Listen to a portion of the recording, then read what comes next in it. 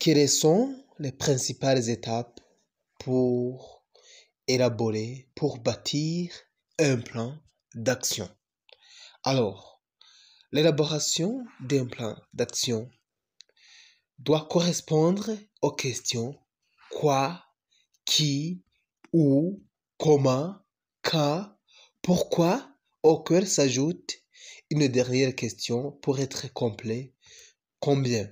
Son utilisation présente l'avantage d'aborder toutes les facettes d'un sujet. Que signifie planifier? Planifier signifie organiser la production selon un plan d'ensemble.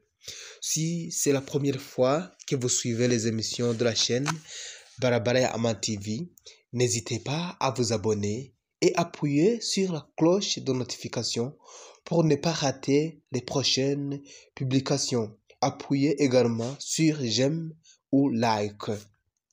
Alors, voici un exemple de démarche pour la méthode de l'élaboration d'un plan d'action.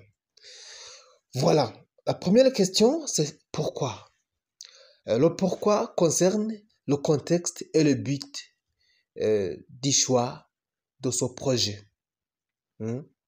Et pour chaque action également. Alors, il y a la question quoi. Pour la question quoi, ça concerne le nom et le contenu de l'action. Il y a la question qui. Pour cette question, on doit essayer de répondre aux questions concernant le responsable et les autres intervenants du projet. Voilà la question comment. Pour cette question, c'est une question aussi pertinente puisque si on a mieux répondu à la question comment, c'est-à-dire que les questions concernant le budget et les autres moyens sont déjà éclaircies. Voilà la question quand. Et cette question essaie de contourner, je dirais, la problématique des dates de début et de fin du projet.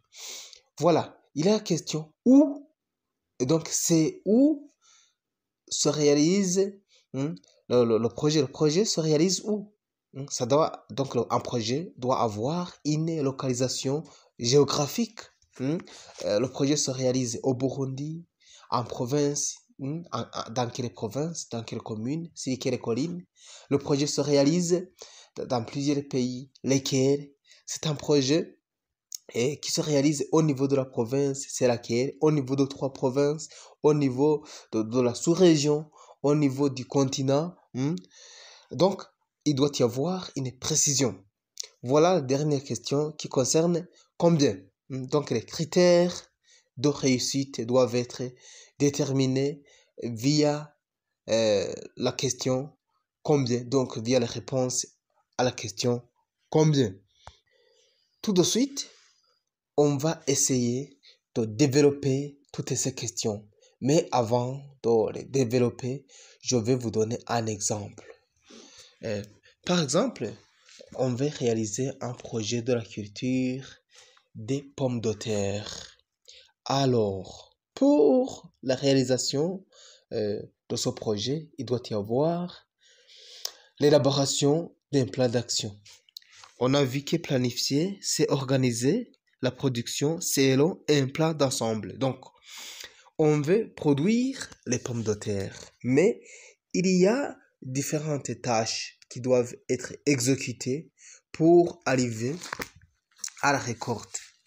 Alors, ces différentes tâches doivent s'exécuter dans le temps et dans l'espace et il doit y avoir des ressources humaines pour la réalisation de ce projet.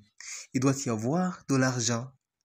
On doit déterminer qui fera quoi, quand et comment, par combien. Voilà. Quoi? Il s'agit du nom et du contenu de l'action. Ici, on doit déterminer le nom de l'action. On doit déterminer le contenu de l'action. Pour la question pourquoi, on doit déterminer le contexte et le but. Quel est donc le but qui vous pousse à choisir ce projet? Et ce but et ce contexte doit être précis pour chaque action. Pour chaque action. Il y a la question qui. Donc ici, on parle d'irresponsables et autres intervenants. Pas de projet sans responsable. Et s'il y a d'autres intervenants, ils doivent être précis dans le plan d'action. Cela donc permettra de mieux répondre aux questions qui s'imposent afin que le projet soit mieux exécuté. Voilà la question comment. Pour cette question comment, et donc vous devez préciser le budget alloué à la réalisation de votre projet de culture de pommes de terre. Puisque ici, non seulement le budget est nécessaire, mais également il doit y avoir des ressources humaines, voilà, et autres moyens qui doivent être disponibles afin que le budget, plutôt afin que le projet soit réalisé. Voilà, il y a la présence des pommes de terre que vous planterez, il y a également le sol à cultiver. Voilà, il y a d'autres moyens, plusieurs moyens qui doivent être réunis afin que le projet soit réalisé d'une façon rentable. Il y a la question, concernant la culture des pommes de terre ou autre culture dans l'ensemble, il doit y avoir la date de débit, donc la date de débit des activités. On doit aller chercher la propriété foncière à cultiver et on doit déterminer quand se cultivera cette propriété foncière. Vous devez aller chercher les pommes de terre à planter. Vous devez aller chercher de l'engrais chimique. Vous devez aller chercher d'autres intrants, d'autres produits qui sont nécessaires afin qu'il y ait réalisation du projet d'une façon rentable. Et voilà, tout ça doivent s'exécuter aux dates déterminées. Et voilà, il y a le début de la culture et il y a aussi la date de fin du projet, puisque le projet n'est pas un projet à réaliser de façon indéterminée. Il y a la date de la culture, la date de la récolte et la date de vente de toute la récolte. Voilà, il y a la question où, pour votre culture de pommes de terre, ça doit se réaliser dans une localisation géographique déterminée, dans quelle province, dans quel pays, sur quelle colline, dans quelle commune. Tout ça, on doit réaliser, puisque la détermination du milieu géographique permet aux réalisateurs du projet de mieux se déterminer à la situation climatique, aux conditions climatiques et autres facteurs liés à ce milieu. Il y a aussi, enfin, voilà, la question combien. Donc, ici, on doit déterminer tous les critères de réussite de votre projet de culture des pommes de terre. On va essayer de voir comment toutes ces questions sont développées dans le contexte de l'élaboration d'un plan d'action d'une manière générale. Pour la question pourquoi, ici, le pourquoi est la raison d'être du plan d'action. Très important pour donner du sens à ce qui va être fait. Et ici, d'abord, il s'agit du rappel dans le contexte. Aussi, le pourquoi définit le but. Que veut-on obtenir en mettant en place ces actions? On entre dans le concret en formulant les finalités. Elles doivent bien sûr être reliées au contexte. Voilà.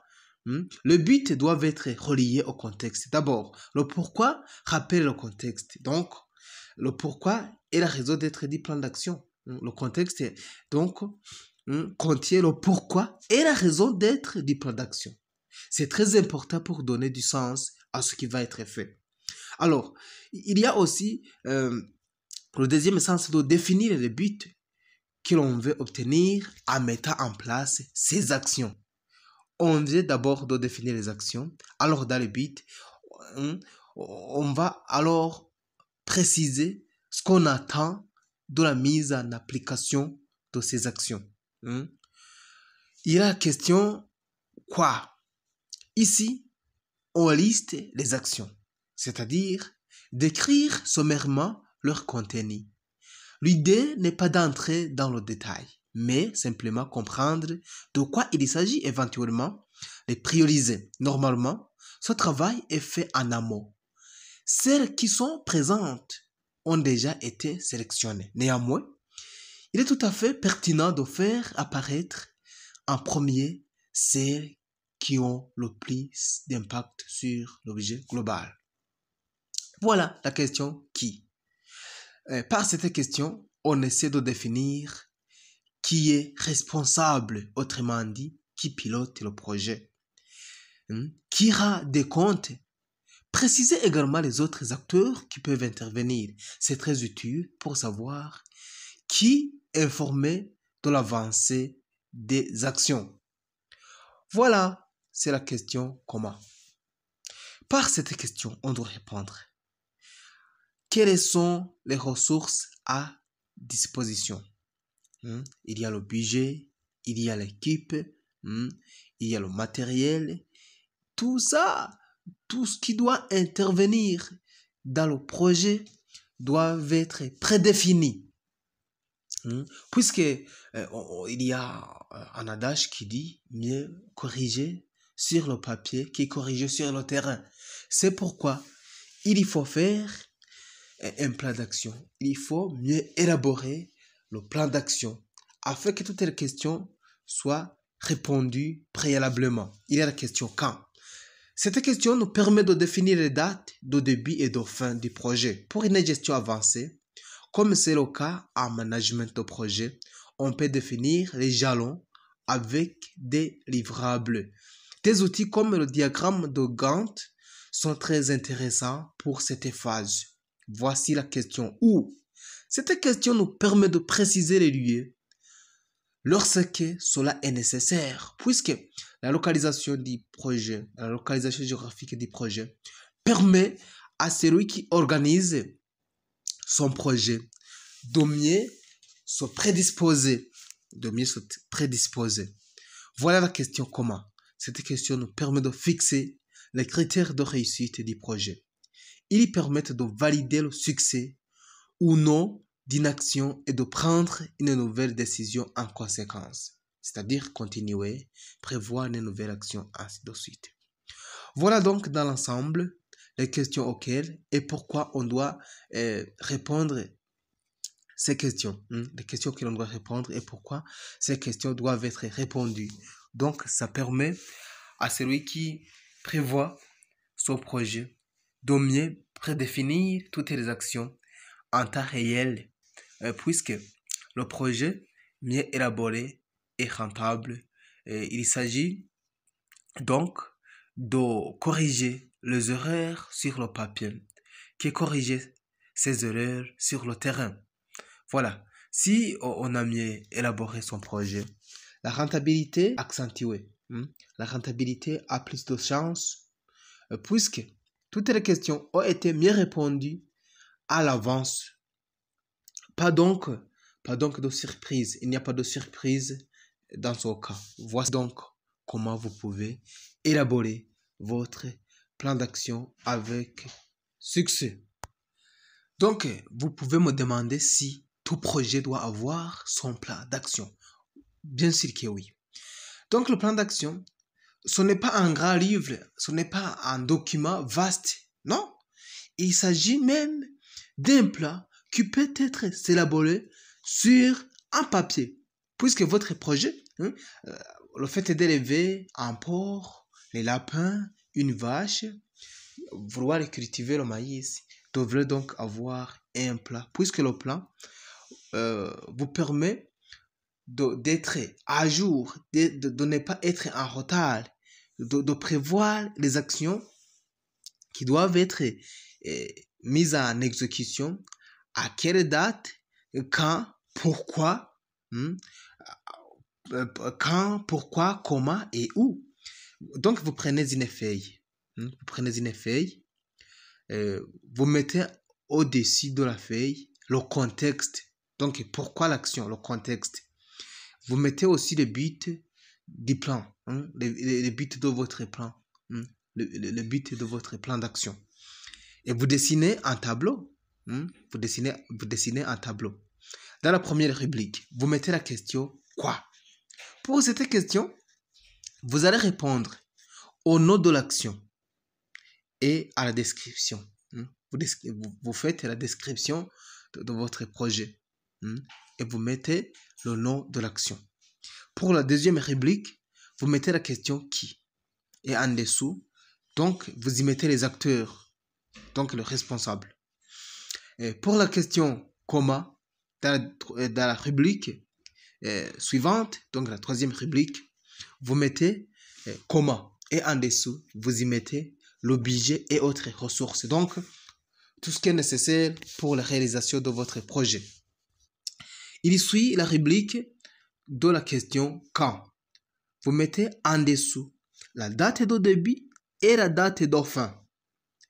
Et donc, c'est la question où qui s'ensuit. Dans cette rubrique, vous mettez en dessous les zones ou la zone concernée de votre projet. Vous mettez où donc vous allez réaliser votre projet. En fait, c'est la question combien. Quels sont les critères de réussite? Vous vous donnez quelles chances de réussite à base de quels critères? Pour ça donc, votre projet sera mieux réalisé. Puisque toutes les actions doivent être mises en exécution à une date déterminée, à un jour précis, et on doit savoir qui sera là à ce jour, à qui sera fait le compte rendu, à qui sera fait le compte rendu, qui évalue donc le projet, qui vérifie si toutes les actions ont été mieux exécutées. Tout ça permet au chef du projet à mieux atteindre facilement son but. Voilà donc les éléments qui doivent être présents dans un plan d'action.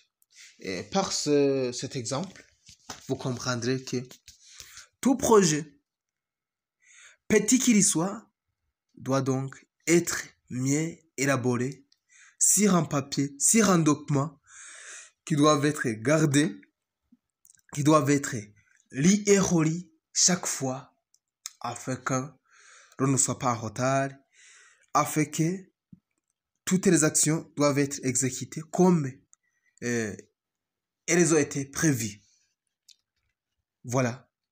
Je pense que si cette émission vous a intéressé, vous avez appuyé sur j'aime ou like, vous vous êtes abonné à la chaîne et n'hésitez pas